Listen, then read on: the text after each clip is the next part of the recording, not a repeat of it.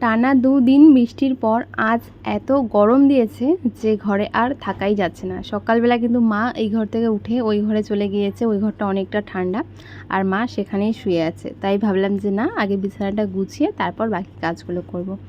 Good morning তোমাদের সবাইকে, কেমন আছো তোমরা? আশা করছি সবাই অনেক ভালো আছো, আমিও অনেক ভালো আছি।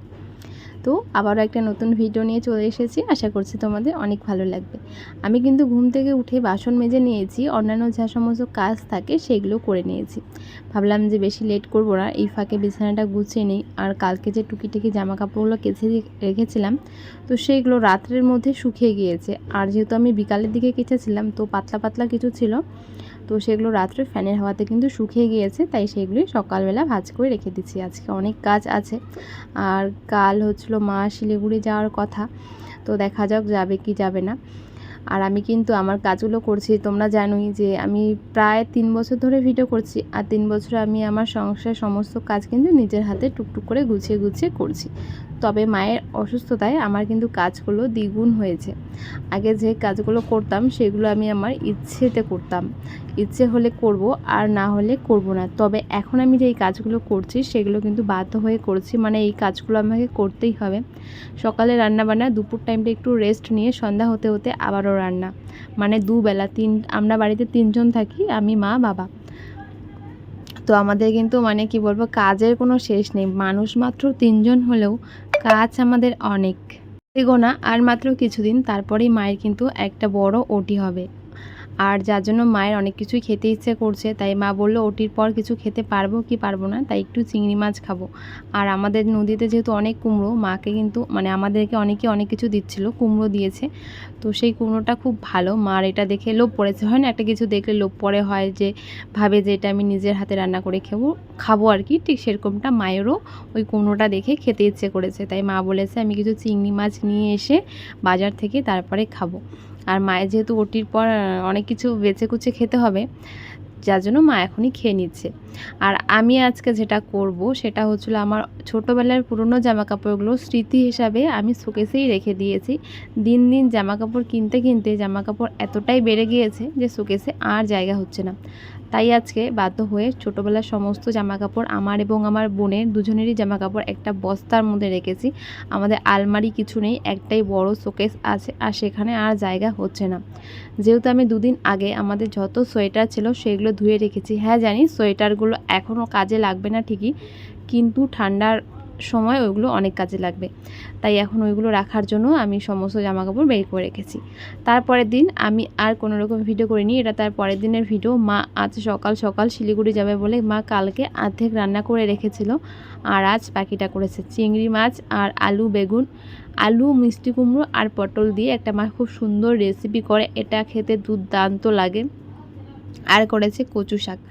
এগুলো বুনুর জন্য নিয়ে যাবে বলে সুন্দর করে প্যাক করা রেডি, মানে সমস্ত কিছু রান্না বান্না, মায়ের স্নান, তারপরে রেডি হওয়া সমস্ত কিছু হয়ে গিয়েছে। তারপর মা ভাত খাচ্ছিল, আমিও খাচ্ছিলাম, আমারও যাওয়ার কথা ছিল। ঠিক সেই মুহূর্তে ফোন আসে যে না খেয়ে যেতে হবে, যেহেতু মায়ের ইসিজি টেস্ট ছিল আর ব্লাড টেস্ট ছিল, ওটির আগে যেই টেস্টগুলো করানো হয় সেইগুলো। মা সেই টেস্টগুলো করানোর জন্যই আজকে যাওয়ার কথা ছিল। তারপর আজকে মা সকালবেলা উঠে মা কিন্তু খেয়ে দিয়ে পুরো রেডি সেডি হয়েছিল।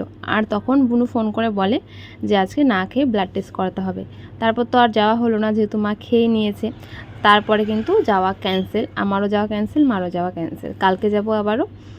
তো আমি ভাবলাম যে সকালবেলা আমি যেহেতু সমস্ত কাজ করে রেখেছি যাব বলে, তো এখন তো যাওয়া হলো না। তাই আর কি এই যে এখন জামাকাপড় ধুতে বসেছি। আর আমার কিন্তু জামাকাপড় ধোয়া কমপ্লিট, এখন এগুলো মেলে দেবো।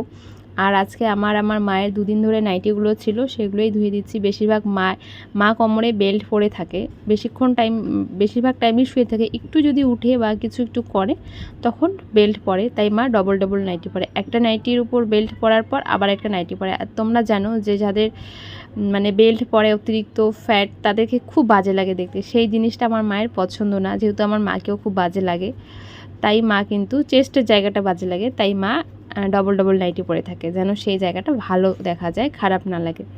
তাই মা ডবল ডবল নাইটি পরে থাকে। বাড়িতে কিন্তু কেউই থাকে না, আমি আর মা থাকি, তবুও মায়ের সেগুলো পছন্দ না।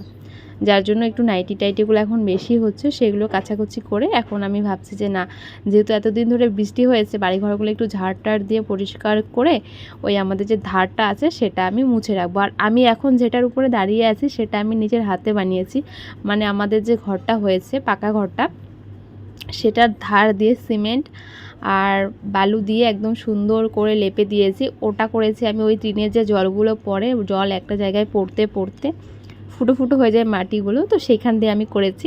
আর এটা এতটাই শক্তপোক্ত হয়েছে কি বলবো। আর তোমরা এইভাবে করতে চেয়েছিলে, তো শুধু সিমেন্ট দিয়ে কিন্তু এটা হবে না, এখানে একটু বালুও দিতে হবে। আর যদি একটু ছোট ছোট পাথর দেওয়া যায় তবে আরও ভালো হয়, তবে পাথর না দিলেও চলবে, তবে বালুটা কিন্তু দিতেই হবে। আর আমার আজকে নিয়ে ঘর মোছা হলো 3 থেকে 4 দিন, এখনও কিন্তু আগের মতনই আছে। আমি তোমাদেরকে আজকে দেখাবো ঘরটা ঝাড় দেওয়ার পর কেমন লাগছে। তো কাছাকাছি কমপ্লিট করে নিয়েছি, আমি বিছানার চাদরও ধুয়ে দিয়েছিলাম, তো দেখছি বাইরে গিয়ে যে সেগুলো শুকিয়ে গিয়েছে। আর আমাদের টারটার সামনেই যেহেতু ড্রেন, তো আমি শুকানোর কিছুক্ষণের মধ্যেই কাপড়গুলো নিয়ে আসার চেষ্টা করি, যদিও বা ক্লিপ লাগানো থাকে তবু, কারণ কি ড্রেনে পড়ে গেলে একদমই গেল ওগুলো, তাই আমি তাড়াহুড়ো করে নিয়ে আসলাম। আর এখন এই তো এগুলো ভাঁজ টাজ করে রাখবো।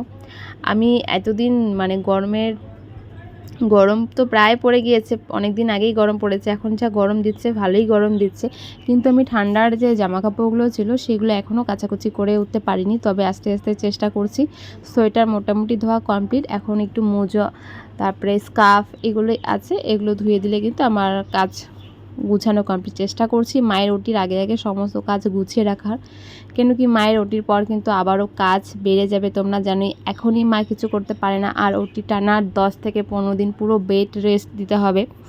যার জন্য ভাবছি যে ঘরের কাজ যতদূর পারবো গুছিয়ে গুছিয়ে করছি। আর এখন আমি মানে সংসারে যা কাজ আছে, যেগুলো মেন কাজ করতেই হয়, রান্নাবান্না, মোছা কছা, বাসন মাজা, সেগুলোর পাশাপাশি নিজের ঘরটারও যত্ন নিচ্ছি। এতদিন আমি কিন্তু আমার ঘরের খুব একটা যত্ন নেইনি, তবে এখন থেকে নিজের ঘরটারও যত্ন নিচ্ছি, আগের মতো আমি চেষ্টা করছি যেন না হয়। আর আমি আগে যত্ন করা ছেড়ে দিয়েছিলাম, তার একটাই কারণ যে কিছুদিনের মধ্যে হয়তো এই ঘরটাও ঠিক হয়ে যেত, কিন্তু আর হলো না, জানি না কবে হবে, যেহেতু মায়ের এখন ওটি হবে, আর জানো এখানে প্রচুর টাকার প্রয়োজন, যার জন্য আমার ঘরের কাজটা পিছিয়ে গেল। থাকবা সেটা কোনো যায় আসে না, মা সুস্থ হোক, তারপর যা হবে দেখা যাবে। তো এখন আমি ঘরটা ঝাড় দিচ্ছি, আর এই ঘরটা ঝাড় দেওয়ার পর ঠিক যেমনটা পাকা ঘর ঝাড় দিলে উপর থেকে বালুগুলো বেরিয়ে আসে, ঠিক সেরকমটা কিন্তু এই ঘরটা বালুগুলো যতটুকু বালু ছিল বেরিয়ে এসেছে। হ্যাঁ, তবে পাকা ঘরের থেকে একটু বেশি বালু বেরিয়েছে, যেহেতু আমরা এই ঘরে জুতো পরেই ঢুকি আর জুতো পরেই বেরোই, তো জুতো পরে যেহেতু বারবার ঢোকা হয় তাই একটু বালুটা বেশি হয়েছে। তবে আমি কিন্তু ঝাড় দিয়ে পুরো পরিষ্কার করে নিয়েছি। আর এখন একটু ঝাড় দেওয়ার পর যেহেতু একটু ধুলো ধুলো হয়ে যায়, তাই ড্রেসিং টেবিল, শোকেস এগুলো কিন্তু মুছে গুছে নিচ্ছি। এই বিরক্তকর গরমে আমি আর আমার এই ঘরে থাকতে পারছি না, ভাবলাম কতক্ষণে কাজগুলো কমপ্লিট করে ওই ঘরে চলে যাব। ওই ঘরটা অনেকটাই ঠান্ডা, সেখানে থাকতে খুব একটা কষ্ট হয় না। তো চলো আজকের ভিডিওটা এখানে শেষ করছি, তোমাদের সবাইকে টাটা।